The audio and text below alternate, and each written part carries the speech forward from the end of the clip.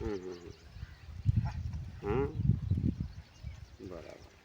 હાલ પાવર રાતનો છે કે દનનો 11 વાગ્યા વાળો છે ને આમ બસ દન ના થઈ જાય પાછા નહીં હા હા થોડા દન ના થઈ જાય દાડો અમારે તૈયાર કરવું છે એટલે પછી ખાતર બાતર નાખી